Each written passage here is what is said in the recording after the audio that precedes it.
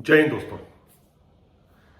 दोस्तों आज जब हम उठे तो जो खबर आई वह न केवल विचलित करने वाली थी बल्कि बतौर सिस्टम एक बड़ा प्रश्न चिन्ह लगाने वाली थी।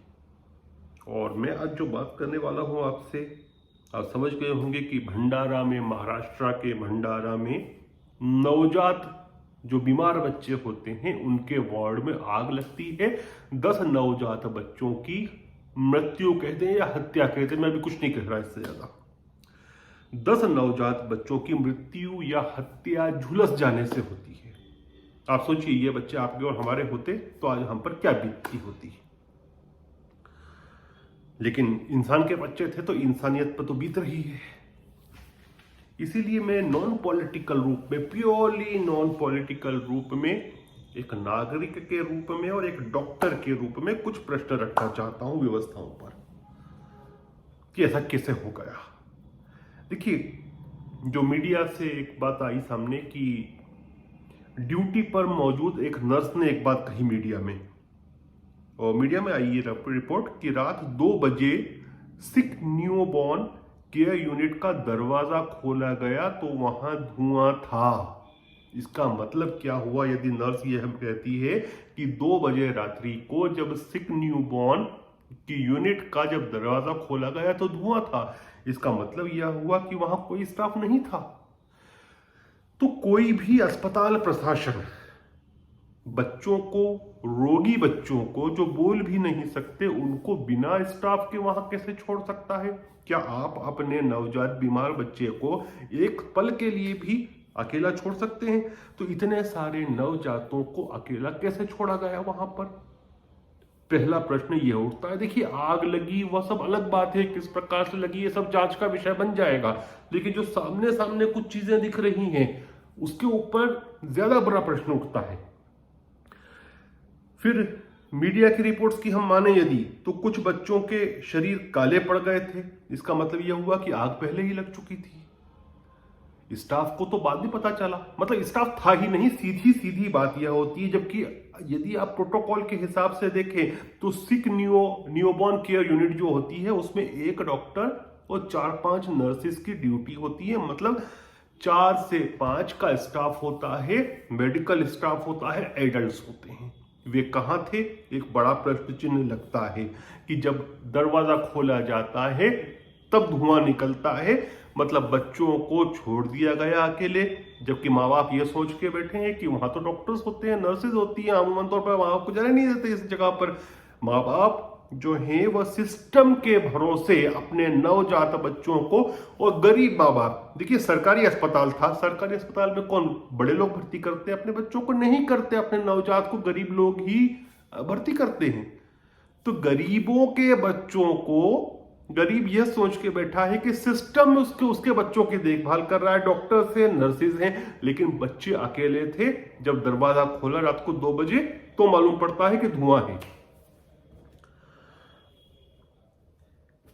सबसे बड़ी बात तो यही है कि डॉक्टर्स और नर्सेस कहां थे जिनकी ड्यूटी होनी चाहिए थी? 5 से 6 स्टाफ, मेडिकल स्टाफ कहां था? यह फिक्स होना चाहिए, इसकी अकाउंटेबिलिटी सेट होना चाहिए। फिर आग की विषय में बताया जा रहा है अभी कि शॉर्ट सर्किट की वजह से हुई। अमूमन तौर पे जो आग लगती है बिल्डिंग्स में शॉर्ट सर्किट की वजह से ही लगती है। अब सरकारी नियम यह कहता है कि इलेक्ट्रॉनिक उपकरणों की रेगुलर जांच होती है, क्या जांच नहीं हुई थी? यह बात भी सुनिश्चित होनी चाहिए, ऑन अकाउंट लानी चाहिए। फिर कुछ मीडिया से जो मालूम पड़ रहा है कि कुछ परिजन थे जो बच्चों के, उन्होंने गंभीर आरोप लगाया कि 10-10 दिनों से उनके बच्चों से उनको मिलने नहीं दिया गया, जबकि नियम कानून के हिसाब से नवजात की मां को उसको दूध पिलाने की अनुमति रहती है। तो आप 10 दिनों से बच्चों को उनके माँ बाप से दूर क्यों करे थे? आपने 10 दिनों में बच्चे की मां को उसको दूध पिलाने की अनुमति क्यों नहीं दी? यह भी इस व्यवस्था के ऊपर गंभीर प्रश्न उठता है। यह मानवता के विरुद्ध है, यह प्रोटोकॉल्स और ड्यूटीज एंड राइट्स के खिलाफ है कि आप किसी नवजात बच्चे की मां को उसको दूध पिलाने से। फिर प्रश्न उठता है कि स्मोक डिटेक्टर्स थे कि नहीं, लेकिन मैं उस बड़े प्रश्न को नहीं उठाता। हालांकि बड़ा प्रश्न है बिल्डिंग सेफ्टी के हिसाब से। आप एक छोटी सी भी बिल्डिंग जब बनाते हो तो नगर निगम के इंजीनियर आपके ऊपर कमर्शियल बिल्डिंग के ऊपर कितनी बातें करते हैं, कितनी बार चेकिंग करते हैं, एक एक चीज को प्रमाणित करते हैं। तो सरकारी व्यवस्था में क्यों नहीं था स्मोक डिटेक्टर? यदि स्मोक डिटेक्टर होता तो पहले से आपको अलार्म साउंड होता कि वहां पर आग लगी है। लेकिन मैं उस पर बात ही नहीं कर रहा, मैं 2-3 बड़े विषयों पर बात उठाना चाहता हूं। सबसे पहले तो स्टाफ कहां था? नवजात बच्चों को, मासूम बच्चों को, बेजुबान बच्चों को अकेले कैसे छोड़ा गया? क्योंकि वह गरीब का बच्चा था इसलिए छोड़ दिया गया ना। अमीर का बच्चा होता तो स्टाफ होता प्राइवेट हॉस्पिटल में। तो सबसे पहला प्रश्न वह उठता है। दूसरा प्रश्न यह उठता है, जो पेरेंट्स बात कर रहे हैं कि 10-10 दिनों से उनको नहीं मिलने दिया गया, क्यों नहीं मिलने दिया गया? मां को दूध पिलाने की अनुमति क्यों नहीं दी गई? ये 2 बहुत बड़े प्रश्न हैं। बाकी तो सब सरकारी प्रश्न है, सरकारी जांच में जाएंगे।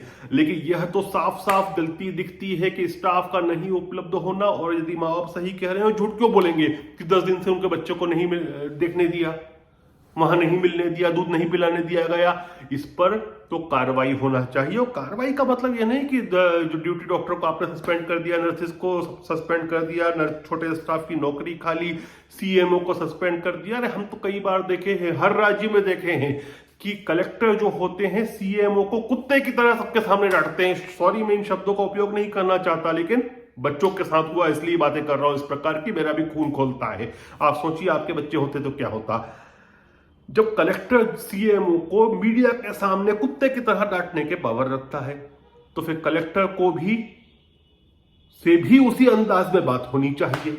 जब बच्चों की मृत्यु या हत्या जो भी कहें जो हुई है, और मैं हत्या इसलिए कह रहा हूं कि यदि गलती की है आपने, स्टाफ की अनअवेलेबिलिटी थी, तो क्या बोलेंगे? हत्या ही तो बोलेंगे ना उसको। ठीक है, आपने गैर इरादतन हत्या कर दी, क्या कर रहे थे आप डॉक्टर्स और नर्सिस? तो कलेक्टर की अकाउंटेबिलिटी सेट होनी चाहिए, कलेक्टर के ऊपर कार्रवाई होती हुई दिखना चाहिए कि महाराष्ट्र की सरकार ने कलेक्टर को ठीक किया। केवल सीएमओ पर करने से काम नहीं चलने वाला है। और मैं कोई भी पॉलिटिकल बात नहीं कर रहा हूं, मैं प्योरली बात मानवता के आधार पर कर रहा हूं, एक डॉक्टर के रूप में बात कर रहा हूं। तो प्लीज इस मैसेज को आगे प्रसारित करें, ताकि जो सत्ता में बैठे हैं महाराष्ट्र में उनके कान तक पहुंचे और कार्रवाई होती भी दिखे, गरीबों के बच्चों को इंसाफ मिले। केवल मुआवजा देने से काम नहीं चलता। जय हिंद, जय भारत।